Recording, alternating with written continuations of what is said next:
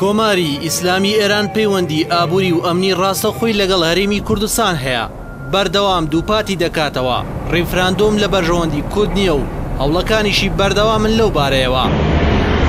بە گوێرەی زانیاری سەرچاوێکی باڵا جارێکی تر کۆماری ئیسلامی ئێران بۆ جەختکردنەوە لەسەر هەڵوێستی خۆی وەفدێکی باڵایان چوونەتە لای مەسعود بارزانی و نێچیروان بارزانی.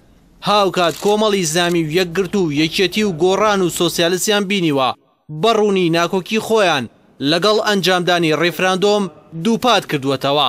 هەر بە گوێرەی زانیاری ئەو سەرچاوەیە لە چەند ڕۆژی داهاتوودا نێچیروان بارزانی بە سەرۆکاتی شاندێکی پارتی دەگاتە تاران و قسە لەگەڵ بەرپرسانی ئێران دەکات لەبارەی پرسی ڕێفراندۆمەوە.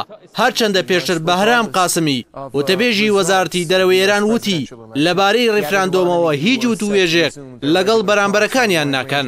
هەر ئێران نییە لەگەڵ ڕێفراندۆم نییە، بەڵکو ئەمریکی و بەریتانیەکانیش بەڕوونی ئەوەیان بە بارزانی و پارتە سیاسیەکان وتووە کە ئەم ڕێفراندۆمە لە کاتی ئێسادا نائارامی بۆ عێراق دروست دەکات، چونکە بڕوایان وایە ڕێفراندۆم لە سەردەمی حەیدەر عەبادیدا کە ئەوان پشگیری دەکەن دەبێتە هۆی لاوازکردنی دەسەڵاتەکانی بەرامبەر نەیارەکانی لەسەر و هەمویانەوە مالکی ئەوەش خواستی ئەوان نییە.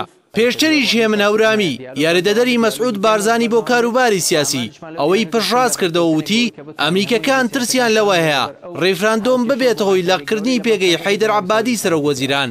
هاوکات لە ئاچی وڵاتانی کەنداویش ناکۆکی لەسەر پرسی ڕێفراندۆم هەیە. بە پێی وتی ڕۆژنامە عەرەبیەکان ڕێفراندۆم بەرەی گەمار و قەتەر لەسەری ناکۆکن.